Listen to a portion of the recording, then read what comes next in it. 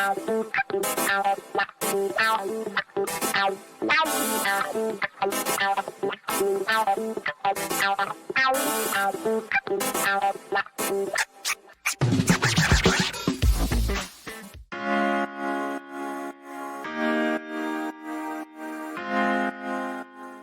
Jill tweets talking about the Chauvin trial, Georgia, and the Dominion lawsuit. Please tune in for the #1 progressive talk show in America. Oh, she's a good friend and she has fantastic taste. Good morning, Jill Wine-Banks. Good morning, and how are you on this day? Well, I am a fan of the #1 podcast in America, Sisters-in-Law, #Sisters-in-Law. Yes. Fantastic. Thank you. Yes, it's amazing. We are doing really well in the ratings. Who would have seen it? Me. Okay. Jill, so much going on. Where do we start? I mean, I think the Chauvin trial, it's, wow. I was saying, that Glenn Kirshner said in his years as a prosecutor, he has never seen that kind of compelling video evidence. I mean, is this the part where, obviously there's a difference between being a lawyer and not, but I watched that and go, how does anyone conclude that's not murder? I mean, tell me how that plays. It's so interesting because, of course, it was compelling the day you saw it the first time. Mm-hmm. I'm sure everybody still remembers what it felt like to see someone die right in front of your eyes in a preventable instant. But it was even more compelling watching it yesterday. It was the background, the context, the prosecution laid out. It was very moving and very compelling and left you with no doubt about what had happened. I think seeing the bystanders trying to intervene, yelling at the police, "You're killing him, stop it," really changed how I saw things. And it was very dramatic. Well, very well done. Yeah, and Jill, I mean, it's interesting. I love how you guys also tag team on Twitter, the sisters-in-law. But Barb McQuaid said in the Chauvin trial, look for defense to argue causation, that despite his conduct, Chauvin did not cause George Floyd's death, which was instead caused by drugs. But as long as Chauvin's conduct was a substantial factor in the death, his conduct is enough to satisfy this element. And you said, I think the jury will see that Chauvin's knee was more than the substantial cause. They will conclude that but for his knee, Mr. Floyd would be alive today, and that there is no justification for Chauvin's use of force or his depraved ignoring of Mr. Floyd's life.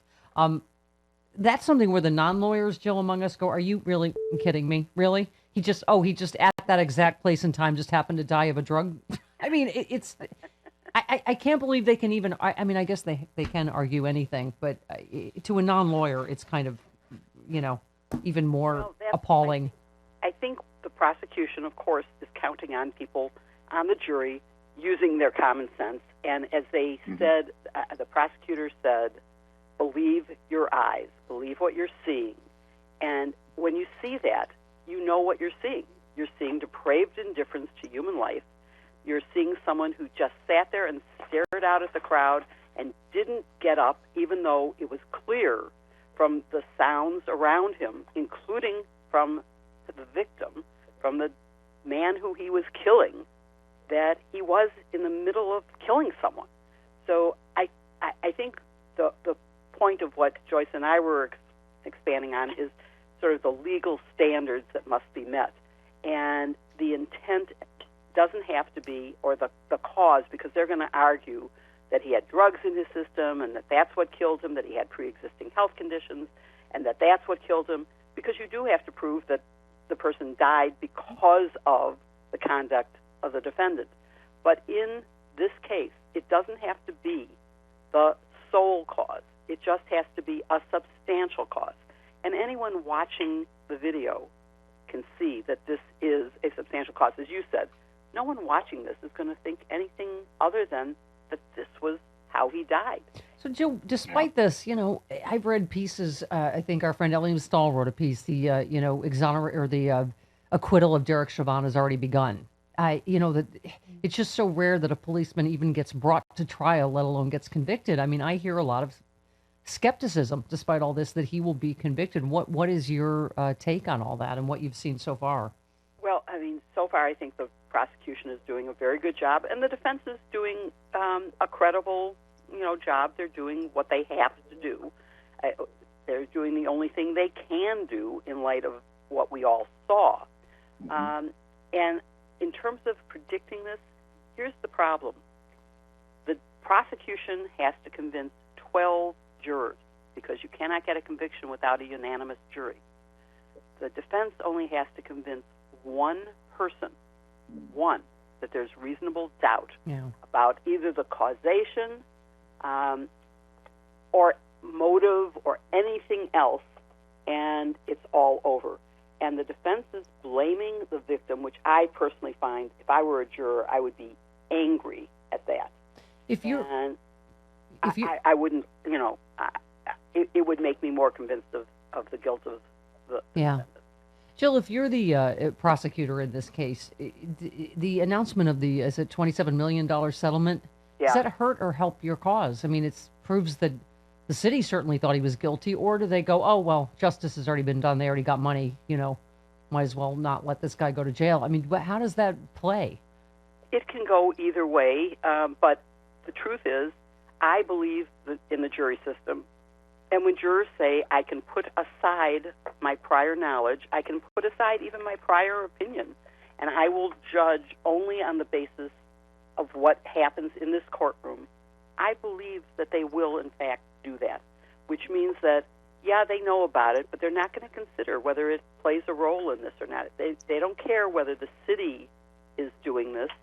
They're going to look at the evidence, and they listen closely to the judge's instructions just before they go to deliberate on the standard of proof that the prosecution must meet and what the evidence in the courtroom is. And so far, they're presenting a compelling case, but you have to also say, you have to hear both sides.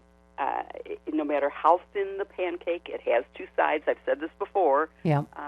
My husband watched the defense opening statement without having seen the prosecution, and he went, "Oh my gosh, that's a really strong case. There's going to be a problem here." And I said, "Hold on a second. You have to watch the prosecution."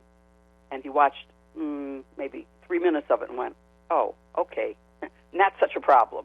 So you have to see both sides. Well, we're out here in OJ land in Los Angeles, Jill, and I'm just curious, like the,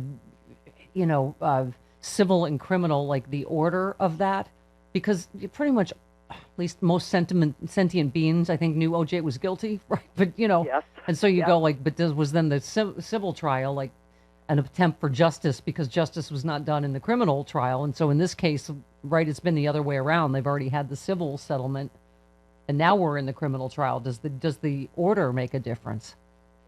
No. Well, actually, you're raising a very good question. I have to rethink that. I think not, because the prosecution in this case is aware of what's going on, and they can put it in the context of what is required here for justice. Derek Chauvin didn't pay $27 million. He's not paying a penny of that. Yeah. So if we are going to prevent police violence, and, this is an interesting case. It's probably a much stronger case than most police violence. Yeah. There are very few of them. Well, also some extra evidence, right? Jody shook loose for the OJ in time for this, civil trial that sort of proved a lot of the lies that, they tried to tell about the Bruno Mollies and God knows what else in the criminal trial. I don't know here whether there's any, different evidence that has not come out yet.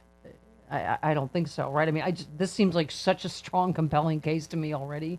It is, and there's no, I thought one of the most compelling moments in the opening statements was when he said, "This was not a split-second decision." And in most police trials, it is a split-second decision, and the police can argue, well, I may have made a mistake, but I thought it was a gun. Here, there's nothing like that. Yep. He sat on his neck for 9 minutes. Yeah, when he was clearly not a threat and handcuffed. Okay. All right, I have other things because I never get you long enough. I could talk to you forever. Right. So 2 grand juries in Georgia, right? What does this mean for Donald Trump? And I know Neil Katyal said that's 2 more grand juries than he's had election wins. So, but, again, on tape, looks like a pretty compelling case to me. What do you think, Georgia? I think Georgia is, aside from their voting laws, is doing the right thing, and it could be irrefutable evidence. I think that the District of Columbia may be another venue in which justice can be done against the actions of the president. I think Dominion and Smartmatic could possibly add him as a defendant. And, yes, Smartmatic is another. I mean, have you ever seen both Tucker Carlson and Sidney Cowell's defense is, oh, you couldn't possibly have believed them. They're too ridiculous to possibly any normal person to have thought they were telling the truth. I mean, how do you use that as a defense? I mean, okay. You don't, not if you have any sanity and if you don't want to be disbarred. Yeah. I mean, talk about being incompetent. Talk about opening yourself up for sanctions. Sidney Powell filed lawsuits. It's not just that she said it on television, but she did it in court filings and saying, well, it's ridiculous. Of course, no one would have believed me. But she was asking a court to believe her. So I would say sanctions are definitely the next thing. Well, but Jill, let's go to Trump real quick, because I think that's important. I know, again, our friend Glenn Kirshner said the Capitol riot cases, I don't see how that does not go directly to Trump, and Dominion, I don't see how it does not go directly to Trump. Do you agree that he's in trouble in both of these, do you think, ultimately? You know, the Dominion and Smartmatic, the allegations right now are that on Fox News, these defendants said things that were then repeated by Fox News hosts on news shows. They didn't go after any of the opinion people. They went after the news people. And so I would have to know whether Donald Trump said the same lies on Fox News. The people on Fox News were certainly repeating Donald Trump's lies, but they would need evidence that he said it. He probably did. I'm sure he did. Yeah. But I can't answer that right now without seeing that evidence. Yeah. In the District of Columbia, absolutely, without a doubt, it has to lead to him because he is the one who invited the people. He's the one who riled them up for months before the event of January 6th. Yeah. He said all along, this election was stolen and you have to help me. And that's the proximate cause of what happened where 5 people died. This is not just a protest. Yeah. This was killing, destruction of property, stealing of property, defacing the Capitol building, threatening democracy by trying to stop it in action. Yeah. And finally, before you go, because you're the smartest girl in class, of course you agree with me and not Chris about Dr. Birx. You retweeted someone who said, imagine if she went on television and said the information coming from the White House and the president is not correct, and following it will lead to hundreds of thousands of deaths. I'm a doctor. I took an oath. I can't be part of this. And you said if only she'd been truthful and forthcoming then, doing it now when POTUS is honest adds nothing. I mean, and I feel like it's related, your tweet about Mick Mulvaney saying Trump is lying about January 6th, but he'd still vote for him in 2024. What could it possibly be about this ridiculous criminal grifter con man that causes people this kind of ridiculous misplaced loyalty, Jill? I don't think you or I will ever be able to explain that any more than we can explain how to get the facts to the people who are believing the nonsense that's being spewed. I mean, they were loyal to Nixon until they weren't, until they knew he was a crook, then got on the right side of history, we lived right? in an era of absolute truth. The networks all agreed on the facts, and the Republicans paid attention to the facts. They listened, and unlike the vote in the second impeachment trial where McConnell immediately after says, well, he's clearly guilty, morally and practically he's responsible, and he hasn't escaped accountability because there is a criminal justice system. Well, that isn't how it works. There's also an impeachment process, and if he's guilty, he's guilty. But back then, when people said he's guilty, they were willing to impose the sanctions. Yeah. There was no Fox News. There was no silo. People actually paid attention to truth.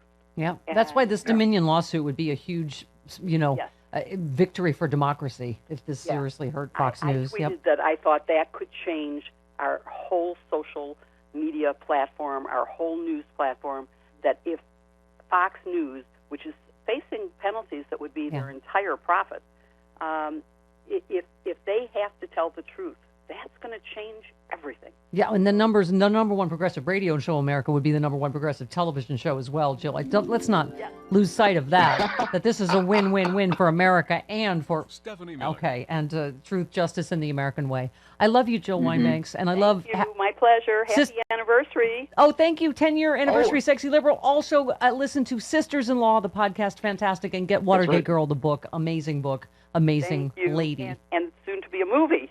Yeah, that's right. Oh, congratulations. We heard that. I know, We it's heard so that someone amazing, isn't it? famous. Maybe I'll be in Someone Hollywood famous and get is going to to be see playing in you. person. Who's playing you?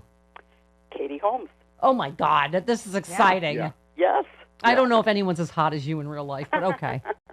She's pretty good. Ow. Great actor. Great actor. Nice pins, can I just say? Okay. Yeah, thanks. All right. Love you, Jill. Talking. Bye-bye. All right. Bye-bye. Oh, my God. Good call, Chris. I totally forgot about Watergate Girl, the movie. Oh, my God.